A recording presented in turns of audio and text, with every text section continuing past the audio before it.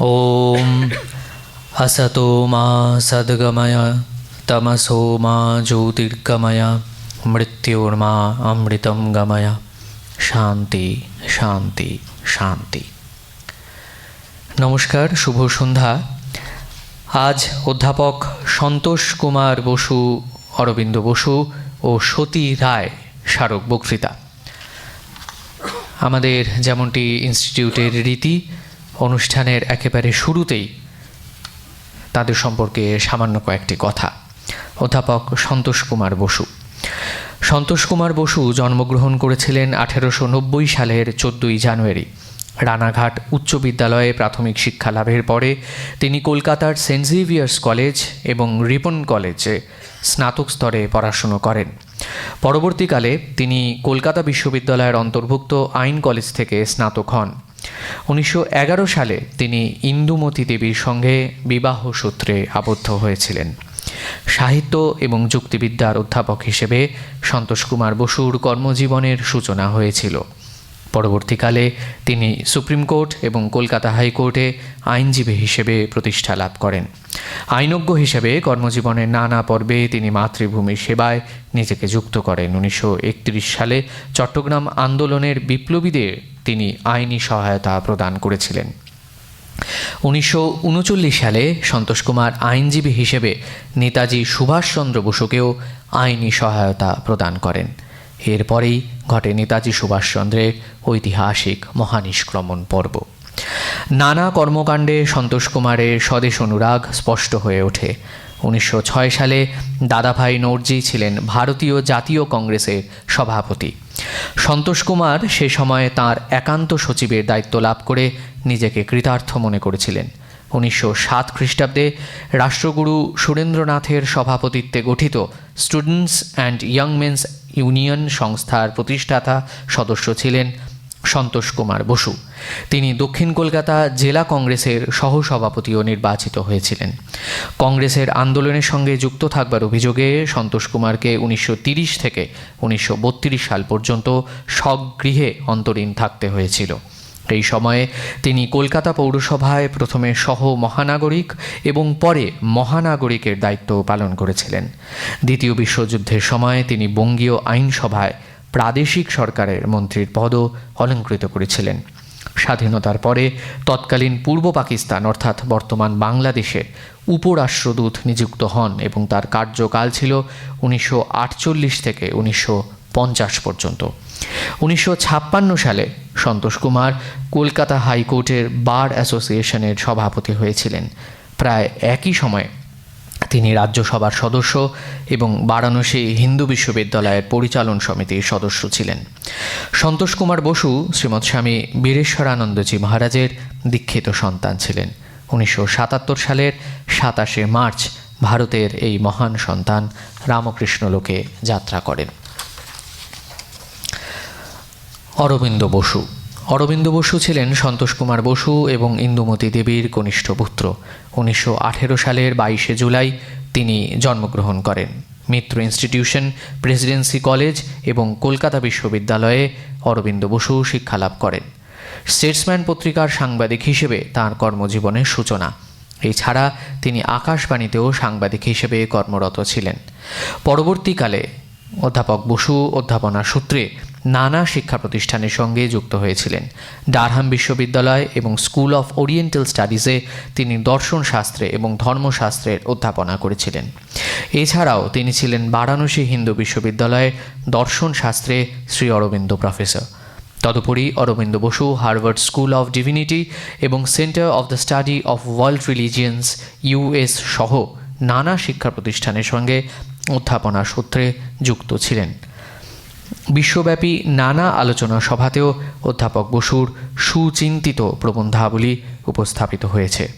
তার রচিত গ্রন্থাবলীর মধ্যে রয়েছে a preface to study of Bhagavata Purana, Brahman and Ishvara in philosophy of Shankara, Shri Aurobindo the poet, yogi and philosopher, Kashmir Shaiva Darshan প্রমুখ। অধ্যাপক বসুর সম্পাদিত বইগুলির মধ্যে রয়েছে Shri Aurobindo a garland of tributes, Nirodbaran, Sadhak and poet এবং the Mother a bouquet of homage. এই সমস্ত ছাড়াও স্বদেশে ও বিদেশে অধ্যাপক বসুর বহু প্রবন্ধ প্রকাশিত হয়েছে। এনসাইক্লোপিডিয়া ব্রিটানিকা, রাধাকৃষ্ণন সম্পাদিত history of philosophy eastern and western, Ramakrishna mission institute of culture থেকে প্রকাশিত the cultural heritage of India volume 7 প্রভৃতি বিখ্যাত বইতে তার রচিত প্রবন্ধ প্রকাশিত হয়েছে। অধ্যাপক বসু শ্রী অরবিন্দ পুরস্কার এবং অররত্ন পুরস্কারে সম্মানিত হয়েছেন। অল্প বয়সেই তার মধ্যে আধ্যাত্মিক চেতনার উন্মেষ ঘটে। পণ্ডিচেরির শ্রী অরবিন্দ আশ্রমের সঙ্গে তার পরিচয় ছাত্রাবস্থা থেকেই। অবশ্য পরবর্তীকালে তিনি স্থায়ীভাবে শ্রী অরবিন্দ আশ্রমেই যোগদান করেন। সর্বশেষে 2012 তেসরা জুলাই পণ্ডিচেরি আশ্রমেই তিনি গুরুর শ্রীপাদপদ্মে চিরশান্তি লাভ করেন। অধ্যাপক সন্তোষ কুমার বসু এবং অধ্যাপক অরবিন্দ বসু এই পিতা পুত্রের স্মারক বক্তৃতা শ্রীমতী মৌসুমী মুখার্জি এবং ডক্টর সুদীপ্ত কুমার বসুর পৃষ্ঠপোষকতায় আয়োজিত। আমরা তাদের দুজনকেই ইনস্টিটিউটের তরফে সাদর সম্ভাষণ এবং কৃতজ্ঞতা জানাই। সতী রায় স্মারক বক্তৃতা। 1917 সালের 28শে এপ্রিল ঢাকা শহরে সতী রায়ের জন্ম হয়। পিতা বিভূচরণ গুহ ঠাকুরতা স্বামীজির শিষ্য স্বামী পরমানন্দের বড় দাদা। তিনি ঢাকা শহরের তৎকালীন প্রথিতযশা অ্যাডভোকেট ও বিশিষ্ট মানুষ হিসেবে প্রতিষ্ঠিত ছিলেন। মাতা চারুপ্রভা গুহ ঠাকুরতা 1936 সালে প্রখ্যাত কৃষি বিজ্ঞানী শ্রী সুধীন্দ্রচন্দ্র রায়ের সঙ্গে তাঁর বিবাহ হয়। গোলপাক রামকৃষ্ণ মিশনের কাজে শ্রীমতী রায়ের প্রবল উৎসাহ ও আনন্দ ছিল এবং বিভিন্ন কাজের জন্য অর্থ সংগ্রহে তার সানন্দ আগ্রহ বারংবার প্রকাশিত হয়েছে। ইনস্টিটিউট অফ কালচারের নানা অনুষ্ঠানে তিনি নিয়মিতভাবে আসতেন। এখানকার সকলের সঙ্গে তাঁর প্রীতির সম্পর্ক ছিল। 1991 সালের 1 সেপ্টেম্বর তিনি পরলোক গমন করেন। এই স্মারক বক্তৃতা তাঁর পুত্র শ্রী সুমিত রায় ও কন্যা ডক্টর শ্রীমতী উমা দাশগুপ্তের পৃষ্ঠপোষকতায় আয়োজিত। শারীরিক কারণে উমাদি আজকে আসতে পারেননি, কিন্তু শ্রী রায় আমাদের মধ্যে উপস্থিত রয়েছেন এবং তাদের পরিবার যারা রয়েছেন তাদের সকলকে আমরা ইনস্টিটিউটের তরফ থেকে সাদর সম্ভাষণ এবং অভ্যর্থনা জানাই। আজ বাংলায় অধ্যাপক সন্তোষ কুমার, অধ্যাপক অরবিন্দ বসু ও সতী রায় স্মারক বক্তৃতা প্রদান করবেন ডাক্তার পূর্ণেন্দু বিকাশ সরকার, চক্ষু চিকিৎসক ও বিশিষ্ট রবীন্দ্র গবেষক বা রবীন্দ্র বিশেষজ্ঞ। তার আলোচনার বিষয় গীতবিতান তথ্যভাণ্ডার। আপনাদের মধ্যে অনেকেই রয়েছেন যারা ডাক্তারবাবুর সঙ্গে পরিচিত, হয়তো সম্যকভাবে সামনাসামনি পরিচয় না হলেও তার যে কর্মকাণ্ড, গীতবিতান তথ্যভাণ্ডার, এই যে বিপুল যে কলেবর যে বইটি, সেইটির সঙ্গে আপনাদের অনেকেরই হয়তো পরিচয় রয়েছে। সেই সম্পর্কে তিনি আজকে আমাদের আলোকপাত করবেন এবং প্রসঙ্গত জানাই যে এই বইটির জন্যই তিনি আনন্দ পুরস্কার পেয়েছিলেন এবং সেটি উমাদির কাছ থেকে, অর্থাৎ যার কথা আমরা বললাম ডক্টর উমা দাশগুপ্তর কাছ থেকেই। এছাড়াও ডক্টর সরকার রবীন্দ্রনাথের সমস্ত কবিতাগুলিকে নিয়ে, ঠিক যেভাবে তিনি গানগুলিকে একসঙ্গে করে দু মলাটের মধ্যে এনেছেন, ঠিক সেইভাবে সেটি হয়তো দু মলাটের মধ্যে আবদ্ধ না হলে পরেও সেই সমস্ত কবিতাগুলিকে একত্র করে তারও একটি এনসাইক্লোপিডিয়া বা একটি সফটওয়্যার তিনি নির্মাণ করেছেন। এইটি সত্যি আমাদের কাছে একটি বিস্ময়ের ব্যাপার এবং আমার মনে আছে যখন আমরা এই বক্তৃতার বিষয়ে আমরা আলোচনা করছিলাম, বিশেষ করে মৌসুমীদির হয়তো খেয়াল থাকবে, যখন আমাদের এই যে বক্তৃতামালা সংগঠিত হয়, আপনারা অনেকেই জানেন এই বক্তৃতাটির একটি ধরন রয়েছে। আমরা একটি বছর দর্শনশাস্ত্রের ওপরে আলোচনা করে থাকি এবং তার পরের বছর সাধারণভাবে আমাদের সাহিত্য বা ইতিহাস নির্ভর কোনো রকম কোনো আলোচনা হয়। এবং এই বছর সেই সাহিত্য নির্ভর আলোচনার জন্য আমরা যখন ভাবছিলাম যে কী বিষয়ে আলোচনা হবে বা কী হবে, সেই সময়ই আমার হাতে এসে পড়ে শ্রী সেনগুপ্ত এখানে উপস্থিত আছেন, তার মাধ্যমেই ডাক্তার সরকারের বইটি। এবং সেই বইটি পাওয়ার পরই আমরা তখন সেই ইউরেকার মতোই আমরা তখন মানে প্রায় হাতে চাঁদ পাওয়ার মতো আমরা ঠিক করি যে এর থেকে ভালো বিষয় আর হয়তো হতে পারে না, এবং সেই দিনই হয়তো সবার অলক্ষ্যে বসে আমরা তো অনেক সময় চিন্তা করি যে কি হবে, কাকে বলা যাবে। আমরা বিভিন্ন গুণীজনের সঙ্গে যোগাযোগ করছিলাম, কিন্তু সময়ের জন্য বা দিনের জন্য অনেকেরই আজকের দিনটিতে তারা সম্মতি প্রকাশ করতে পারেননি। কিন্তু আকস্মিকভাবেই স্যারের এই বইটি প্রাপ্তি এবং তারপরে স্যারের সঙ্গে যোগাযোগ, এবং তিনি সানন্দে আজকের এই বক্তৃতা প্রদান করতে সম্মত হয়েছেন। সেই জন্য ইনস্টিটিউটের তরফে আমি স্যারের কাছে কৃতজ্ঞতা প্রকাশ করি এবং তাকে অনুরোধ করি তিনি তার আজকের এই যে সান্ধ্য বক্তৃতা সেইটিকে শুরু করুন। আপনাদের সকলকে ধন্যবাদ। নমস্কার।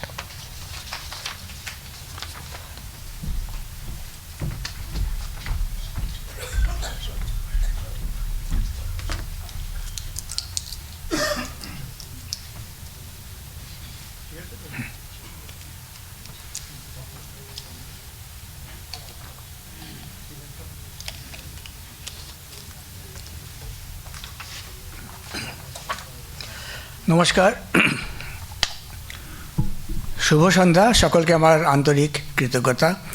আজ রামকৃষ্ণ মিশন ইনস্টিটিউট অফ কালচারের পক্ষ থেকে গোল পার্ক আমাকে সন্তোষ কুমার বসু, অরবিন্দ বসু এবং সতী রায় স্মারক বক্তৃতার জন্য অনুরোধ করা হয়েছে। আমি অত্যন্ত আনন্দিত এবং কৃতজ্ঞ যে আজকের মতো একটি এই প্রতিষ্ঠানের পক্ষ থেকে এই ধরনের একটা আমন্ত্রণ পাওয়া, এবং আমন্ত্রণকে উপলক্ষ করে আমার কাজ যেটা গীতবিতান তথ্য ভাণ্ডার, সেই তথ্য ভাণ্ডারের দু একটি কথা আমি বলবার সুযোগ পেয়েছি। এই জন্য আমার কৃতজ্ঞতার শেষ নেই। আমি সকলকে ধন্যবাদ জানি। আমি খুব সংক্ষেপে আমার যে কাজ আছে সেইটি সম্বন্ধে দু চার কথা বলতে চাইছি।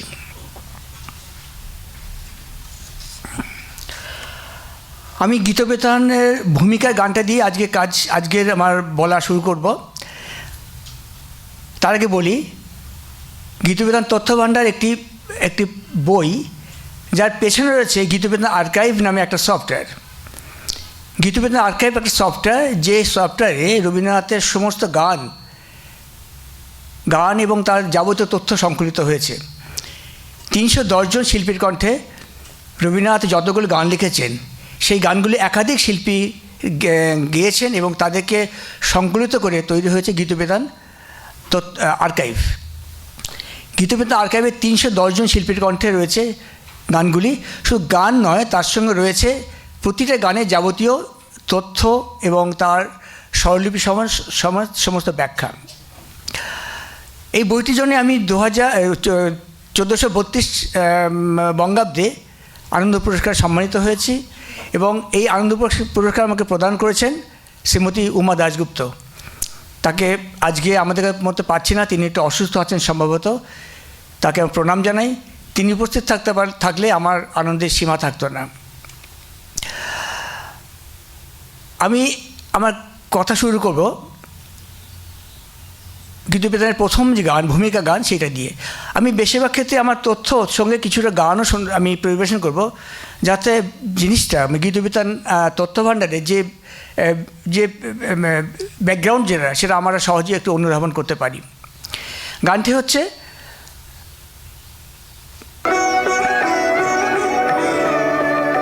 এটি গীতবিতানের ভূমিকা গান।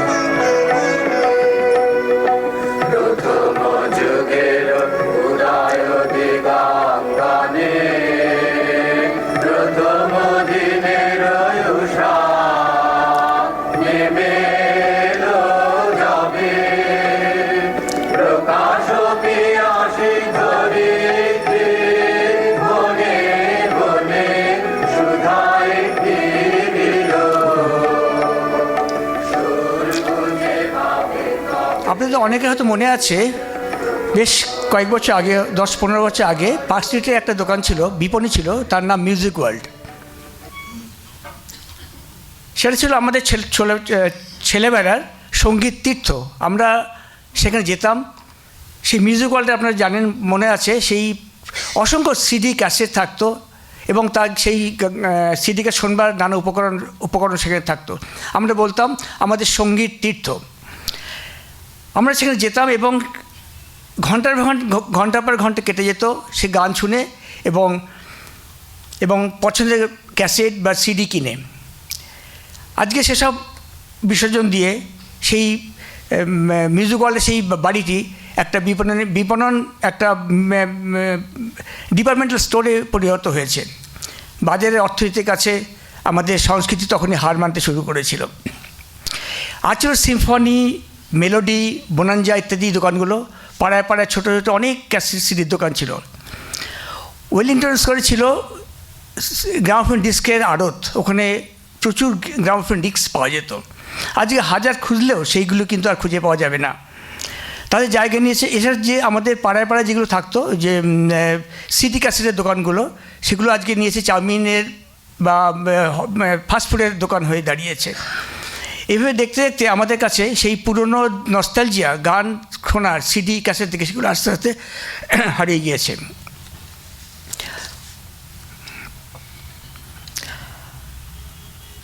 আজ থেকে প্রায় 150 বছর আগে, আপনার মনে আছে, 100 বছর আগে, অনেকে জানেন, গান রেকর্ড করার কোনো সিস্টেম আমাদের জানা ছিল না। তখন গান বা যে কোনো যন্ত্রসঙ্গীত আমাদের এক জেনারেশন থেকে অন্য জেনারেশনে যেত মূলত গুরু শিষ্যের পরম্পরায়। তারপরে পরবর্তীকালে বিভিন্ন সূত্রে নানাভাবে গ্রামোফোন যন্ত্র, সিলিন্ডার রেকর্ডস এবং ডিস্ক রেকর্ডগুলো এসে গান শোনবার জিনিসটাকে যন্ত্রের মাধ্যমে উপস্থাপন করলো। সেই সময় মানে এই গত শতাব্দীর শেষে এবং এই শতাব্দীর প্রথম দিকে আমরা গান শুনতাম সিডি ক্যাসেট দিয়ে। ক্যাসেটগুলো হচ্ছে এক ধরনের ম্যাগনেটিক টেপ, যার মধ্যে গানগুলো রাখা থাকতো এবং সেগুলো চালানোর জন্য একটা মেশিন পাওয়া যেত, যাকে বলা হয় সিডি প্লেয়ার, ডেস্ক প্লেয়ার। সেই ডেস্ক প্লেয়ারে গান শোনার সবচেয়ে অসুবিধা ছিল যে কোনো গান শুনতে হলে আমাকে কিছুক্ষণ অপেক্ষা করতে হতো। প্রথমত আমি মনে করলাম একটা গান শুনবো, সেটার নাম হচ্ছে আকাশ ভরা সূর্য তারা। আমাকে জানতে হতো গানটা কোন ক্যাসেটে আছে। আমার অসংখ্য ক্যাসেট থেকে সেই গানটা খুঁজে বের করতে হতো। খুঁজে যখন পেলাম তখন দেখা যাচ্ছে সেই গানটা ক্যাসেটের যে ফিতে তার মধ্যে 7 নম্বর ট্র্যাকে আছে। তাহলে আমাকে 7 নম্বর ট্র্যাক পর্যন্ত ওয়েট করতে হতো গানটা শোনবার জন্য। কোনো আগে বা পরে শোনবার কোনো ব্যবস্থা ছিল না। এতে গান শোনবার একটা বিরাট একটা অসুবিধা ছিল। সেই অসুবিধাকে আমাকে উৎসাহিত করেছিল এমন একটা পদ্ধতি করতে, যাতে যে কোনো গান আমি তাৎক্ষণিকভাবে আমার মনের মতো গান শুনে নিতে পারবো। এই করতে করতে, এই ভাবতে ভাবতে আমি প্রায় 2.5 বছর প্রচেষ্টায় একটা সফটওয়্যার তৈরি করলাম, তার নাম গীতবিতান আর্কাইভ। গীতবিতান আর্কাইভে রয়েছে 310 জন শিল্পীর কণ্ঠে 4870টি রবীন্দ্রসঙ্গীত, মানে একটা গান নানা কণ্ঠে ওটা ধৃত রয়েছে। 242টা ভাঙা গান, 86টা গীতাঞ্জলির গান, 433টি ব্রহ্মসঙ্গীত, 6টি ডান্স ড্রামা, প্রিন্টেবল স্বরলিপি, মানে যে কোনো স্বরলিপি ওখান থেকে প্রিন্ট করে আবার বের করতে পারি, এবং all information about the Rabindrasangeet. এটা ছিল একটা সফটওয়্যার। কিন্তু মুশকিল ছিল যে সফটওয়্যারগুলো চালাতে হলে আমাদেরকে একটা ল্যাপটপ বা ডেস্কটপ কিছু চলবে। আমরা মুভিং অবস্থায়, মানে হয়তো বাড়ির বাইরে আছি, আমরা গানগুলো শুনতে পারবো না। এইখানে আমি একটু গীতবিতান আর্কাইভের কথা একটু বলি, একটু ছোট ডেমনস্ট্রেশন দেখিয়ে দিই। এটা হচ্ছে গীতবিতান আর্কাইভ। এখানে রয়েছে কবিকণ্ঠের গান, কবিকণ্ঠের আবৃত্তি, নৃত্যনাট্য, গীতিনাট্য, গীতাঞ্জলির সমস্ত গান, ব্রহ্মসঙ্গীত সমস্তগুলি এবং ভাঙা গান। এছাড়া রয়েছে বাদ্যযন্ত্রের গান, হিন্দিতে গান এবং রূপান্তরিত গান। আমরা যদি কোনো গান পছন্দ করি, আমি একটা গান শুনতে চাইছি, হয়তো আগুনের পরশমণি। আমি যদি লিখি আগুনের পরশমণি,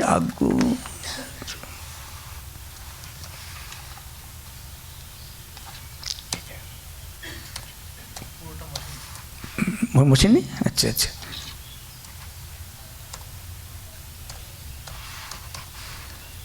তোমারটা আসছে না কেন? তো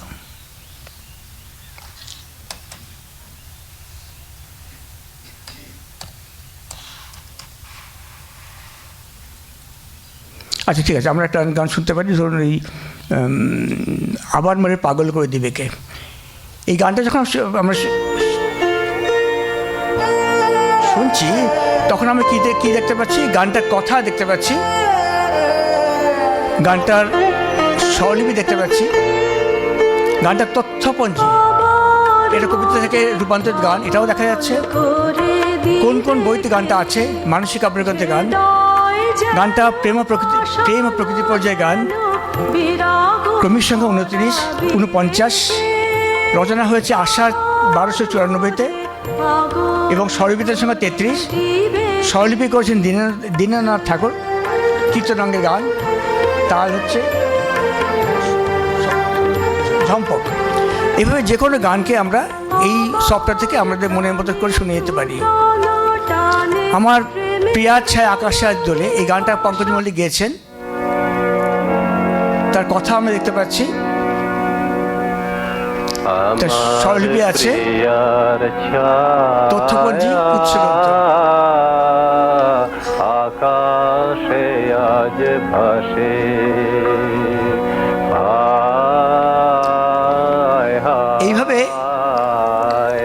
এইভাবে সমস্ত গানগুলি আমরা গীতবেতা আর্কাইভ থেকে শুনতে পাচ্ছি।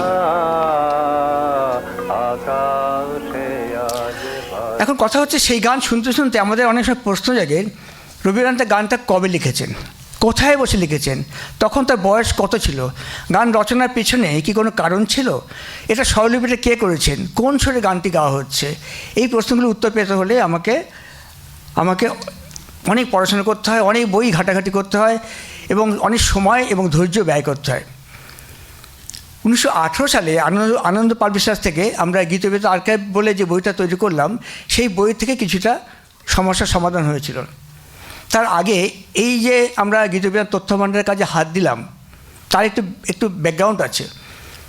শ্রীমতী সুচিত্রা মিত্র একদিন আমাকে জানালেন যে ডক্টর সরকার, আমরা তো ল্যাপটপ বা কম্পিউটার তো সরকার নেই, তাদের জন্য কি হবে, আপনি চেষ্টা করুন যদি এটাকে বই আকারে করা যেতে পারে। তার কথাটা আমার খুব মনে টাচ করেছিল। সেটা হচ্ছে 2006-07 হবে, 2008 সাল থেকে আমি তখন গীতবিতান তথ্য ভাণ্ডার লিখবার কাজ শুরু করেছিলাম এবং এই বিষয়ে আমাকে সম্পূর্ণভাবে সাহায্য এবং সহযোগিতা করেছেন শ্রদ্ধেয় শঙ্খ ঘোষ। এইভাবে যখন গীতবিতান তৈরি হলো, তখন এটা আনন্দ পাল বিশ্বাস থেকে প্রকাশিত হলো এবং তার বৈশিষ্ট্য হচ্ছে, গীতবিতানের বৈশিষ্ট্য হচ্ছে তার প্রেজেন্টেশন, কীভাবে আমরা গানগুলোকে রেখেছি। একটা বই নয় যে পাতা উল্টে উল্টে দেখব, এমনভাবে আমরা এটাকে প্রেজেন্ট করছি যাতে যে কোনো গান সঙ্গে সঙ্গে তারা বই থেকে খুঁজে নিতে পারে। তার একটা নমুনা আমরা দেখাবো।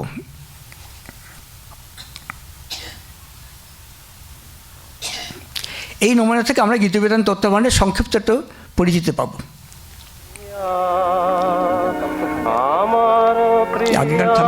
ঘন শ্রাবণ ধারায় আকাশ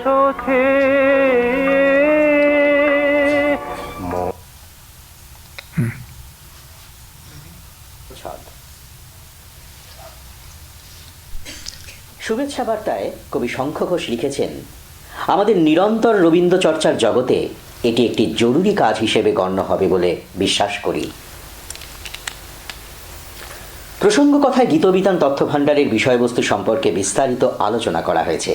জানা যায় রবীন্দ্রনাথের মোট গানের সংখ্যা 1912টি, যার মধ্যে 194টি গানের কোনো স্বরলিপি নেই, আর রয়েছে 204টি সুরারোপিত সংলাপ। 833টি গানের রচনা স্থান জানা যায়নি।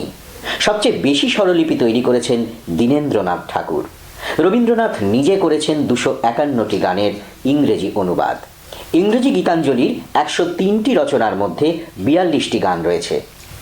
এছাড়াও সন্ধান পাওয়া যাবে গানের প্রথম রেকর্ড, পাণ্ডুলিপি, পুরনো স্বরলিপি, ভাঙা গান, নাটকের গান, রূপান্তরিত গান ইত্যাদির। গীতবিতান তথ্য ভাণ্ডারে আছে মোট 7টি অধ্যায়। গীতবিতান তথ্য ভাণ্ডার, সুরারোপিত সংলাপ, রবীন্দ্রসঙ্গীতের কালানুক্রমিক বিন্যাস, ভাঙা গানের তালিকা, পুনরাবৃত্ত গানের তালিকা আর গীত সমৃদ্ধ রবীন্দ্রগ্রন্থ। বইটির 2টি পাতা খুললেই যে কোনো গানের সমস্ত তথ্য এক নজরে দেখে নেওয়া যায়।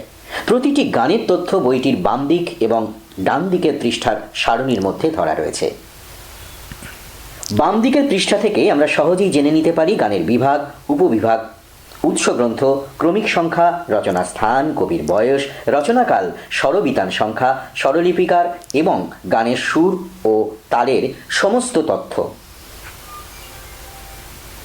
ডান দিকের পৃষ্ঠা থেকে জানা যাবে প্রতিটি রবীন্দ্রসঙ্গীত সম্পর্কে অন্যান্য যাবতীয় খবর। একটি উদাহরণ দেখে নেওয়া যাক। প্রেম বিভাগের আমি চিনি গো চিনি তোমারে গানটি কবি রচনা করেছেন 34 বছর বয়সে 25শে আশ্বিন 1302 সালে শিলাইদহে থাকবার সময়। খাম্বাজ রাগের স্বরলিপি লিখেছেন দীনেন্দ্রনাথ ঠাকুর। 1327 সালে নিউ ইয়র্কে হেলেন কেলারের সঙ্গে সাক্ষাতের সময় রবীন্দ্রনাথ তাকে এই গানটি গেয়ে শুনিয়েছিলেন। 1905 সালে পূর্ণকুমারী দেবী গানটি প্রথম রেকর্ড করেছেন। আবার চারুলতা ছায়াছবিতেও এটি ব্যবহৃত হয়েছে। কবি নিজেই এর ইংরেজি অনুবাদও করেছিলেন। এই ধরনের অসংখ্য মূল্যবান তথ্যে সমৃদ্ধ রয়েছে গীতবিতান তথ্যভাণ্ডার। বিভিন্ন নাট্যকাব্যের অন্তর্গত 204টি সুরারোপিত সংলাপের তথ্যসহ বিস্তারিত আলোচনা করা হয়েছে দ্বিতীয় অধ্যায়ে। তৃতীয় অধ্যায়ে গানগুলিকে কালানুক্রমিকভাবে সাজানো হয়েছে, ফলে গান রচনার সাথে সাথে বিভিন্ন কাব্যগ্রন্থ প্রকাশের ধারাটিকে সহজেই অনুধাবন করা যায়। চতুর্থ অধ্যায়ে ভাঙা গানের বিস্তারিত আলোচনা রয়েছে। পঞ্চম অধ্যায়ে রয়েছে 96টি পুনরাবৃত্ত গানের তালিকা। ষষ্ঠ অধ্যায়ে সংকলিত হয়েছে গান রয়েছে এমন 101টি কাব্যগ্রন্থের তথ্য ও আলোচনা।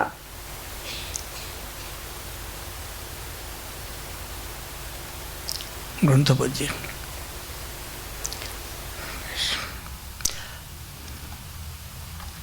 পরবর্তী কোনটা যাবে? না, পরেরটা আসছে না। হ্যাঁ, ঠিক আছে। আচ্ছা, আমি এই সময় বলে দিই একটু, এটা হচ্ছে আমাদের গীতবিতান আর্কাইভের প্রথম ডিভিডি ভার্সন, ডিভিডি ফর্ম। এরকম একটা ডিভিডি ছিল, তাতে সমস্ত গান রয়েছে। এখন তো ডিভিডি অ্যাভেলেবেল নয়, পাওয়া যায় না। এখন পুরো ডিভিডিটাকে পেন ড্রাইভে রাখা হয়েছে। এই পেন ড্রাইভের মধ্যে গীতবিতান আর্কাইভের সমস্ত তথ্য এই ছোট্ট পেন ড্রাইভে থাকে। আর আমরা যে বইটা নিয়ে আলোচনা করছি, যেটার নাম গীতবিতান তথ্যভাণ্ডার, সেটা হচ্ছে আমাদের এই বইটি হয়তো অনেকেই জানেন, তবু আমি দেখি। এইটা আমাদের গীতবিতান তথ্যভাণ্ডার। এর মধ্যে রয়েছে বইগুলি, গানগুলি দুটো পাতার মধ্যে রয়েছে। আচ্ছা, এবার আমরা একটু গানের ভিতরে যাই। মানে গীতবিতান তথ্যভাণ্ডারের যে গানগুলো আছে তার ব্যাকগ্রাউন্ড সম্বন্ধে আমরা একটু কথা বলে দিই। প্রথমটা আমি বলি একটা গান, সেটা হচ্ছে গগনের থালে রবিচন্দ্র দীপক জলে। এটা রবীন্দ্রনাথের লেখা প্রথম গান এবং একটি ভাঙা গান। জোড়াসাঁকোর চার দেওয়ালের গণ্ডি ছাড়িয়ে রবীন্দ্রনাথ 1873 সালে পিতা দেবেন্দ্রনাথ ঠাকুরের সঙ্গে প্রথমবার হিমালয় ভ্রমণে গিয়েছিলেন। যাত্রাপথে তাদের অমৃতসরের স্বর্ণ মন্দিরে শিখদের উপাসনায় যোগ দেওয়ার সৌভাগ্য হয়েছিল। উপাসনার সব কিছু বুঝতে না পারলেও একটি বিশেষ শিখ ভজন রবীন্দ্রনাথের বালক মনে গভীর দাগ কেটেছিল। আর সেই অভিজ্ঞতাই তৈরি হয়েছিল রবীন্দ্রনাথের প্রথম লেখা গান গগনের থালে রবিচন্দ্র দীপক জলে। অনেকে বলেছেন গানটি যতীন্দ্রনাথ ঠাকুরের লেখা, রবীন্দ্রনাথের নয়, কিন্তু পরে প্রমাণিত হয়েছে যে এটা রবীন্দ্রনাথেরই লেখা। গানটি কোনো মৌলিক রচনা নয়, এটি একটি ভাঙা গান। আমি গানটা একটু নমুনা শোনাই। এটা হচ্ছে মূল গান, এটা হচ্ছে ভাঙা গান যে রবীন্দ্রনাথ লিখেছেন।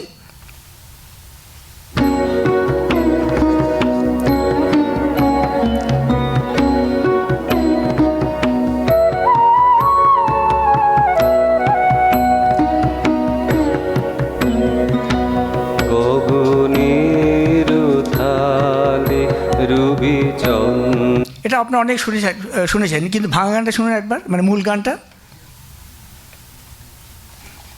তোমার মাউসটা যাচ্ছে না, এটা মূল গান। गगन में थाल रव चंद दीपक बने तारका मंडल जनक मोती गगन में थाल रव चंद। এটা হচ্ছে গগনের থালে রবিচন্দ্র দীপক জলে গানটি। मंडल जनक मोती धूप मलयान लो पवन। আচ্ছা, আমি পরের স্লাইড যাই। আচ্ছা, পরে যাচ্ছে না তো না। এই স্লাইডটা দেখাই আমরা। এখানে হচ্ছে যে গানটা শুনলাম, গগনের থলে রবিচন্দ্র দীপক জ্বলে, সেইটা তথ্যটা এখানে রাখা হয়েছে। এটি ভাঙা গান, স্বামী বিবেকানন্দ সম্পাদিত সঙ্গীত কল্পতরু বইতে এটি সংকলিত হয়েছে। গানটি স্বামী বিবেকানন্দ শ্রীরামকৃষ্ণকে দুবার গেয়ে শুনেছিলেন এবং এই জাতীয় সমস্ত তথ্য এই স্লাইডে, এই পাতায় আমরা পাবো। 1873 সালে রবীন্দ্রনাথের বিয়ের দিনেই শিলাইদহে শারদাপ্রসাদ গঙ্গোপাধ্যায়ের মৃত্যু হয়েছিল, অকাল মৃত্যু হয়েছিল, এবং তার ফলে রবীন্দ্রনাথের বিয়ের সমস্ত অনুষ্ঠান ম্লান হয়ে গিয়েছিল। বিয়ের প্রায় 3 মাস পরে স্বর্ণকুমারী দেবীর কন্যা হিরণময়ীর সঙ্গে হিরণময়ীর বিয়ের উপলক্ষে রবীন্দ্রনাথ রচনা করেছেন বিবাহ উৎসব নামে একটি নাটিকা। এই নাটকের 45টি গান ছিল, তার মধ্যে রবীন্দ্রনাথ নিজেই লিখেছেন 28টি গান। তার একটি গান ধীরে ধীরে প্রাণে আমার এসো হে হিরণময়ী দেবী গায়ে হলুদের দিনে ব্যবহৃত হয়েছিল, রবীন্দ্রনাথ গেয়েছিলেন এবং গেয়ে আসরকে মাতিয়ে তুলেছিলেন। গানটা একটু নমুনা আমরা শুনে নিই।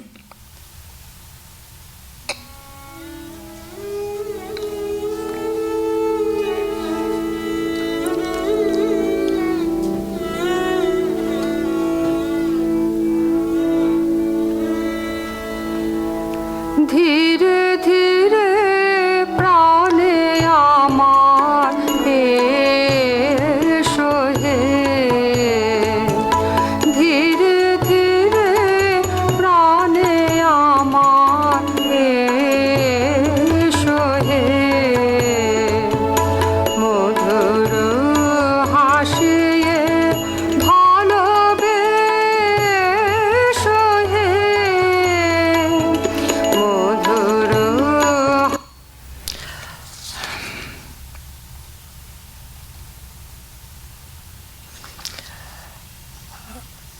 রবীন্দ্রসঙ্গীতের ভাঙা গান একটি অন্যতম সম্পদ। সুদীর্ঘ জীবনে রবীন্দ্রনাথ যতগুলি গান লিখেছেন তার 11% ভাঙা গান।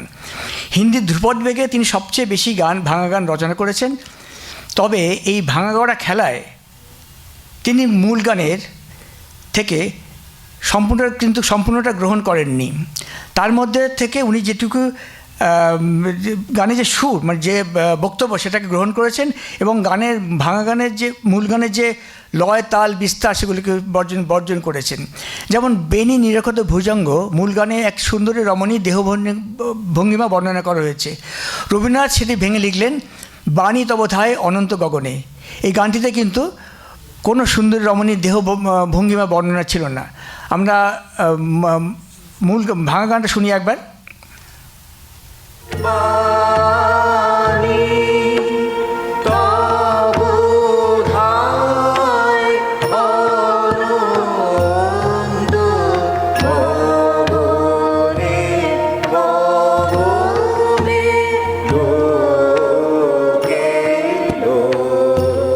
এটা সবারই শোনা গান, কিন্তু মূল গানটা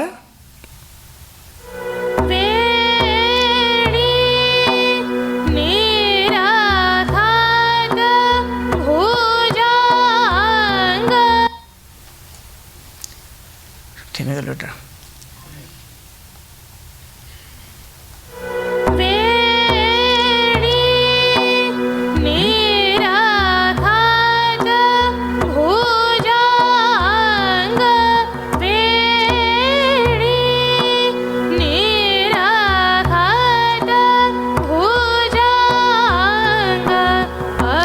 এটা হচ্ছে বাণী তবধায় গানের মূল গানটি।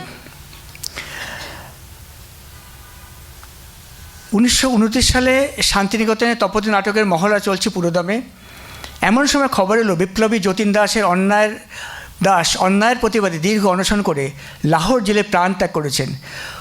কবি স্তব্ধ হয়ে বসে রইলেন।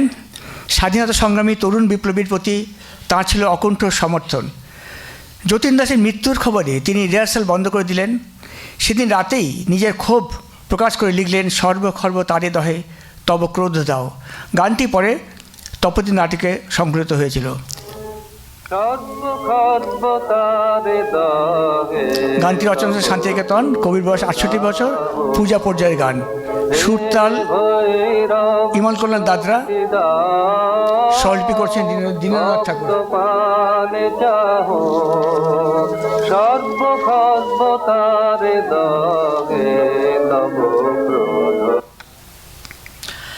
1941 সাল পর্যন্ত অর্থাৎ রবীন্দ্রনাথের জীবৎকালে জিতেন্দ্রনাথ বাগচি, হেমেন্দ্রনাথ দত্ত, শিশির কুমার ঘোষ, অমিতা সেন, অমলা দাস, বলয় দাস শীল, কে এল সাইগাল, পঙ্কজ কুমার মল্লিক প্রমুখ প্রায় 75 জন শিল্পীর কণ্ঠে 378টি রবীন্দ্রসঙ্গীত রেকর্ড করা হয়েছিল। সেই রেকর্ড কোম্পানির রেকর্ড নাম, রেকর্ড সংখ্যা এবং সেগুলির যাবতীয় তথ্যের উল্লেখ রয়েছে গীতবেতান তথ্যভাণ্ডার বইতে। 1941 সাল পর্যন্ত সিনেমায় ব্যবহৃত রবীন্দ্রসঙ্গীতগুলোর সন্ধান পাওয়া যাবে গীতবেতান তথ্য ভাণ্ডারে। বিংশ শতাব্দীর শুরুতে মানরা সুন্দরী দেবী, কৃষ্ণ ভামিনী, পূর্ণকুমারী, বেদনা দাসী, সরলা বাই, মন্তা দাস প্রমুখ শিল্পীরা রবীন্দ্রনাথের গান গাইতে নিজেদের মতো করে। দুঃখের বিষয়, তারা কেউই রবীন্দ্রনাথের গানের বাণী বা সুরকে কোনো মর্যাদা দেননি।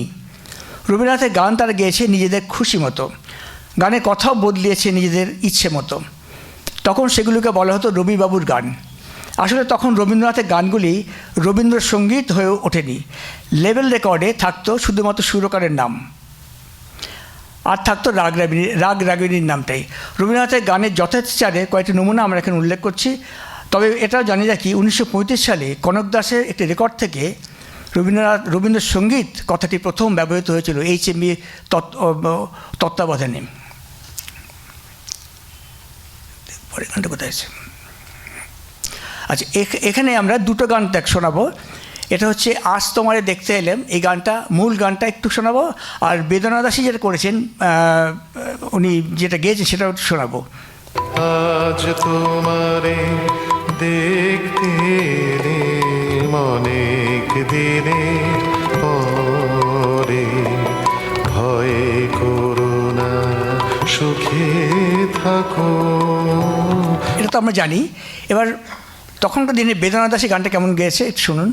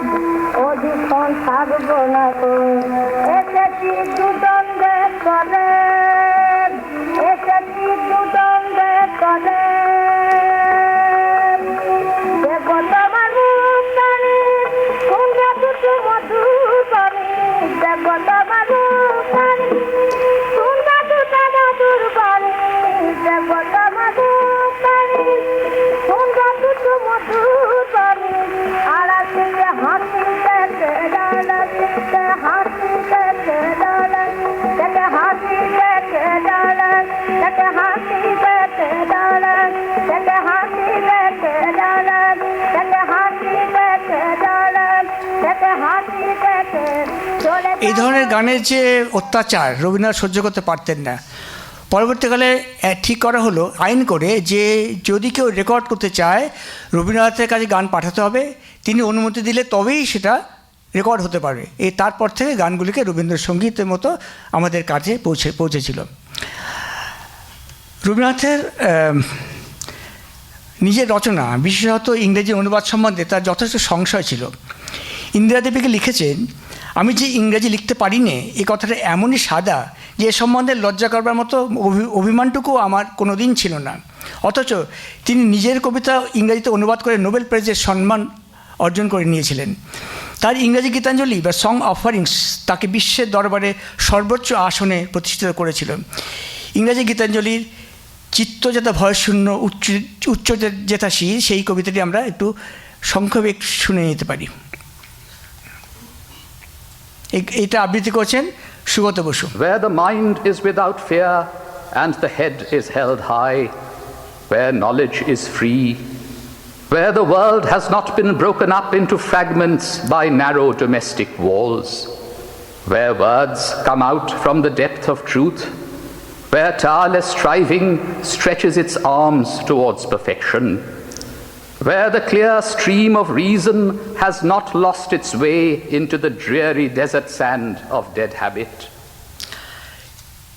রবীন্দ্রনাথের মোট গানের সংখ্যা কত? এইটি নিয়ে রয়েছে নানা সংশয় আর মত পার্থক্য। কেউ কেউ বলেন তিনি 2000-এর মতো গান লিখেছেন, কারো কারো মতে সংখ্যাটা 2500 বা 3000। গীতবিতান জগৎ গ্রন্থে শ্রী সুভাষ চৌধুরী লিখেছেন, গীতবিতানের গানের সংখ্যা নির্ণয় সহজ সাধ্য নয়। গীতবিতান কালক্রমিক সূচি প্রকাশিত হওয়ার আগে সংখ্যাটা 2500 থেকে 5000-এর মধ্যে ওঠানামা করত। বর্তমানে সেটা 2178 সংখ্যায় দাঁড়িয়েছে। অখণ্ড গীতবিতানের পৃষ্ঠা সূচি থেকে আমরা যে 2212টি গানের সন্ধান পেয়েছি, সেই সবকটা গান কিন্তু স্বতন্ত্র গান হিসেবে গাওয়া যায় না। আমরা এখানে গীতগণিত একটা হিসাব দিচ্ছি। সূচিপত্রে মোট গানের সংখ্যা হচ্ছে 2212টি। সূচিপত্র রয়েছে 76টি পাতা জুড়ে। তার মধ্যে পুনরাবৃত্ত গান রয়েছে 96টি। তার মানে একটা গান দুভাবে গাওয়া হয়েছে, যেমন অমল ধবল লেগেছে পালে, অন্য জায়গায় লেগেছে অমল ধবল পালে। 96টি গান এইভাবে রয়েছে, সেগুলোকে আমরা বলবো পুনরাবৃত্ত গান। আর রয়েছে সুরারোপিত সংলাপ। রবীন্দ্রনাথের যে গীতিনাট্য নৃত্যনাট্যগুলো রয়েছে তাতে বহু গান সংলাপ হিসেবে রয়েছে, যেমন ধরুন ধর ধর ঐচর ইত্যাদি। এই যে ছোটো ছোটো সংলাপগুলি, এগুলোকে কিন্তু সম্পূর্ণ গান হিসেবে আমরা গণ্য করতে পারবো না। আমরা দেখেছি হিসাব করে, এবং সুভাষ চৌধুরীও স্বীকার করেছেন, এরকম সুরারোপিত সংলাপের সংখ্যা হচ্ছে 204টি। তাহলে যদি 204টি সুরারোপিত সংলাপ আর স্বরলিপিবিহীন গান রয়েছে 194টি, তাহলে হিসাব করে দেখা যায় রবীন্দ্রনাথের মোট গাওয়া যায় এমন গানের সংখ্যা হচ্ছে মাত্র 1718টি, তার বেশি নয়। এটি হচ্ছে আমাদের রবীন্দ্রনাথের গানের হিসাব। আচ্ছা, রবীন্দ্রনাথের গানের যে যারা স্বরলিপি করেছেন তাদের সংখ্যা 24 জনের অনেক বেশি। আমরা একটা গ্রাফিক্যালি এটি ফুট করছি কে কতগুলো স্বরলিপি করেছেন, আপনারা দেখতে পাবেন, খুব ছোট্ট বোধ হয়। তবে বলি, দীনেন্দ্রনাথ ঠাকুর করেছেন 37% গানের স্বরলিপি, ইন্দিরা দেবী করেছেন 14% গানের স্বরলিপি, কাঙালিচরণ সেন করেছেন 12% গানের স্বরলিপি ইত্যাদি। যারা যারা করেছেন তাদের একটা গ্রাফিক্যাল প্রেজেন্টেশন এখানে দেওয়া হয়েছে। এছাড়াও গীতবিতানের নির্দেশ অনুসারে গানগুলিকে বিভাগ এবং উপবিভাগে ভাগ করা হয়েছে, তারও একটা গ্রাফিক্স আমরা এখানে দেখাচ্ছি। এখানে দেখছি প্রেম পর্যায়ে গান রয়েছে 395টি, পূজা গান হচ্ছে 617টি, প্রকৃতি হচ্ছে 283, বিচিত্রা 140 ইত্যাদি রয়েছে। এই সমস্ত ব্যাখ্যাগুলো আমাদের গীতবিতান তথ্যভাণ্ডারে রাখা হয়েছে। রবীন্দ্রনাথ রবীন্দ্রনাথ নিজের গানকে অনেক সময় সুরের বাঁধনে বেঁধেছেন, অনেক সময় অনেক গানকে তিনি কবিতার রূপ দিয়েছেন। আমি একটু ভুল বললাম, রবীন্দ্রনাথ নিজের কবিতাকে সুরের বাঁধনে বেঁধেছেন, আর অনেক গানকেও তিনি কবিতার রূপ দিয়েছেন। এই রূপান্তরের সময় কোনো কোনো ক্ষেত্রে মূল রচনার বাক্য পরিবর্তন ঘটেছে, ছত্রের অদল বদল ঘটেছে, এমনকি স্তবকও বাদ দেওয়া হয়েছে। আবার অনেক গানকে তিনি কবিতার রূপ দিয়েছেন, এমন 92টি রূপান্তরিত গানের উদাহরণ রয়েছে এই গীতবিতান তথ্যভাণ্ডারে। আমরা একটা উদাহরণ দেখব। প্রবাসী পত্রিকায় একটা কবিতা প্রকাশিত হয়েছিল, সেই নাম ছিল প্রবাসী প্রথম সংখ্যা, এটা ওটা ছাপা হয়েছিল। সেই প্রবাসী কবিতা থেকে রবীন্দ্রনাথ 2টি গান রচনা করেছেন। একটি হচ্ছে পরবাসী চলে এসে ঘরে,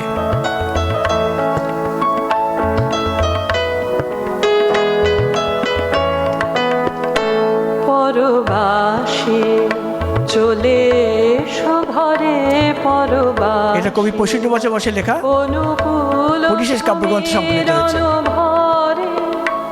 অনুকূল সমীরণ ভরে চলে এসো, চলে এসো, চলে এসো ঘরে।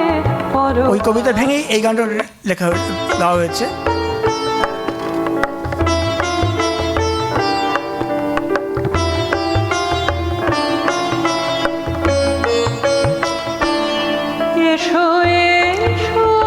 একটি কবিতা ভেঙে 2টি গান তৈরি হয়েছে। উৎসবে দক্ষিণ বায়ুর বেণু রবে, এসো এসো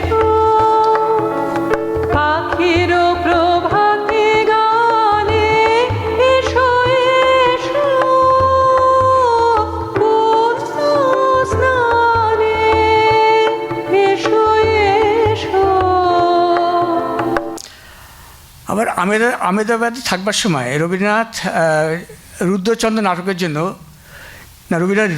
নাটকের জন্য বসন্ত প্রভা ত্যাগ মালতীর ফুল আর তরুতলে ছিন্ন বিন্ত মালতীর ফুল এই দুটি গান লিখেছিলেন। পরে গান দুটি একসঙ্গে করে সংকলিত করে মানে রুদ্রচন্দ্র প্রকাশে 22 বছর পরে ফুলের ইতিহাস নামে এসে কবিতা হিসেবে সেটিকে রবীন্দ্রনাথের কবিতায় সংকলিত হয়েছে। গান বা কবিতার মতো রবীন্দ্রনাথ নিজের বহু নাটককে পরবর্তীকালে সংশোধন করে এবং রূপান্তর করেছেন। এগুলো করা হয়েছে মূলত মঞ্চায়নের সুবিধার জন্যই। রূপান্তরের নাটকগুলি অনেক পরিণত এবং আকর্ষণীয় হয়েছিল। যেমন নলিনী থেকে উনি লিখেছেন গীতিনাট্য মায়ের খেলা, আবার তাকে পরিবর্তন করে লিখেছেন নৃত্যনাট্য মায়ের খেলা। গোড়ায় গলদ থেকে লিখেছেন শেষ রক্ষা। প্রায়শ্চিত্ত থেকে হয়েছে পরিত্রাণ।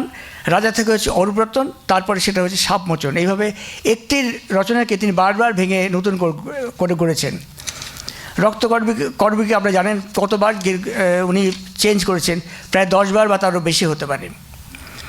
অখণ্ড গীতবিতানের যে 2212টি গান রয়েছে তার সবগুলি কিন্তু স্বতন্ত্র গান নয়, যেটা আমি একটা বললাম। প্রথম ছত্রের সামান্য পরিবর্তনের ফলে একই গান 2 বার রয়েছে, যেটা একটা বলেছি অমর ধবল লেগেছে পালে। আমি আরেকটি গানের কথা আমি শোনাবো আপনাদের, সেটা হচ্ছে পথিক পরাঞ্চল। এই তোমার এখানে টাইপ করলে আসছে না, পথিক পিএটি যায়, পিএটি যায় কে না, হয়তো দেখো PATHIK এই আসছে না, পথিক সার লাগবে না, অটোমেটিক চলে যাবে। পথিক আছে না,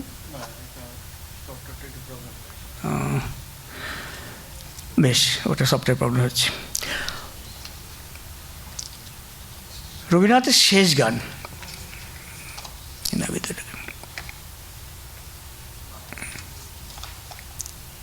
সফটওয়্যার না, হ্যাঁ আচ্ছা, 1348 বঙ্গাব্দের 80তম জন্মদিন।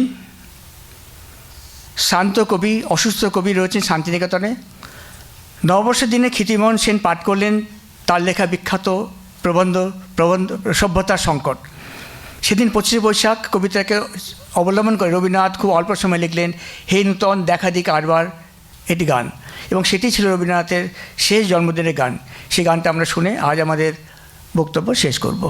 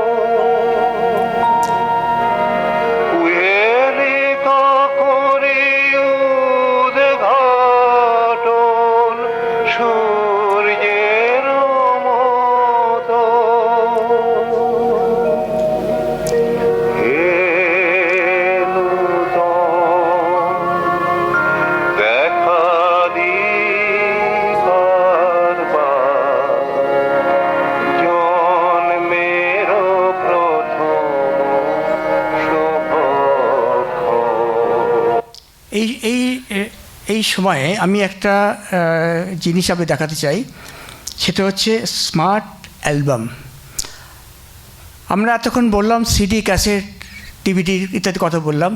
এখন সেগুলো তো সব বিগত হয়ে গিয়েছে, কোথাও পাওয়া যায় না, এবং ওগুলো ব্যবহার করার মতো ইকুইপমেন্টস আমাদের কাছে নেই। তো আমি করলাম একটা কার্ড স্মার্ট অ্যালবাম। একটা সিডি যেটা আমরা মিউজিক ওয়ার্ল্ডে কিনেছি বা আমাদের বাড়িতে রয়েছে, তারই একটা আধুনিক রূপ। এটা ছোটো কার্ড, এখানে একটা কিউআর কোড আছে। আমরা যদি কিউআর কোডকে স্ক্যান করি, সেই অ্যালবামে যে গানগুলো আছে সব আমি এখান থেকে শুনতে পারবো, আমাকে আর কোনো মেশিন লাগবে না। আমি দেখুন এই যে গানটা স্ক্যান করলাম, গানটা এখনই আমরা শুনতে পারবো। তোমার এখানে কম মাইক নেই, এটা তোমার নেট কানেক্ট স্লো আছে। এনিওয়ে, তো এর মধ্যে এটা কি আছে, এর মধ্যে যে গানগুলো আছে, এই গানগুলোকে আমরা একটা কিউআর কোডের মধ্যে রেখেছি। কীভাবে রাখলাম, আমরা ইউটিউবে গান থাকে, এখন গান শোনার একমাত্র উপায় হচ্ছে আমাদের ইউটিউব বা ডিজিটাল প্ল্যাটফর্ম। সেই ইউটিউবে গানের যে লিঙ্কগুলো আছে, আমরা জানি লিঙ্ক থাকে, সেই লিঙ্কগুলোকে আমরা কম্পাইল করে একটা একটা একটা লিঙ্ক বানালাম। ওই অনেক লিঙ্ক থেকে একটা লিঙ্ক বানালাম, সেই লিঙ্ক থেকে আমরা কিউআর কোড তৈরি করে দিয়েছি। এভাবে আমরা একটা স্মার্ট, এই যে আমরা সমস্ত অ্যালবামের গান পেয়ে গেলাম। আমরা যেটা বাজে দেবো সে বাজবে, আমি শোনাচ্ছি আপনাকে একটা।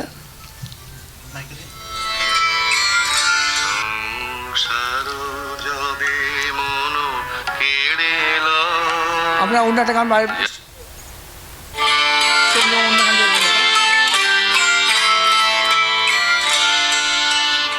আমার খেলা যখন ছিল তোমার আমরা এই গানটা শুনবো, তো সঙ্গে সঙ্গে চলে আসবে এটা।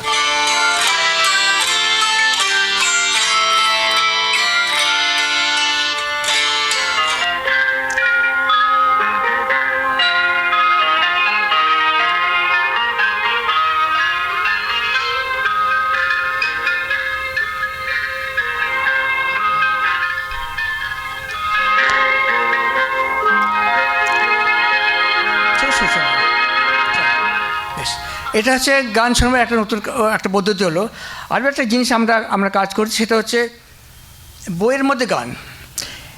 এখানে একটা গীতবিতান রবীন্দ্রগান অন্তরালে একটা বই করা হয়েছে। এতে 251খানা গান রয়েছে, এবং প্রত্যেকটা গানের ব্যাকগ্রাউন্ড ব্যাখ্যা রয়েছে, মানে গানের পেছনে গল্পটা রয়েছে। যেমন নয়ন তোমারে পায় না দেখে এই গানটা ব্যাখ্যা গল্প রয়েছে, কিংবা ধরুন আহার জাগিল বিভাবরী, জাগি পোহার পোহালে বিভাবরী। এই গানগুলো গল্পের সঙ্গে সঙ্গে আমরা বইয়েরতে যে কিউআর কোডটা আছে, সেই কিউআর কোড দিয়ে যেমন আমরা স্মার্ট কার্ডে দেখলাম, এইভাবে গান শুনতে পারি। এইভাবে গান শোনার যে ব্যাপারটা, পদ্ধতিটাকে আমরা ধীরে ধীরে আধুনিক এবং এখনকার যে ডিজিটাল যে প্ল্যাটফর্ম চলছে তার সঙ্গে মানিয়ে নিতে চেষ্টা করছি। এইভাবে আমরা রবীন্দ্রনাথের কাছে গানকে আমরা আরও প্রচার করতে এবং আরোভাবে এটাকে নিবিড়ভাবে রবীন্দ্রনাথের গানকে আমাদের মধ্যে পেতে চেষ্টা করে যাচ্ছি। এই আমাদের কাজ। আপনাদের সকল শুভেচ্ছা থাকুক, আপনাদের কাছে প্রণাম জানাই। সকলে ভালো থাকবেন। নমস্কার।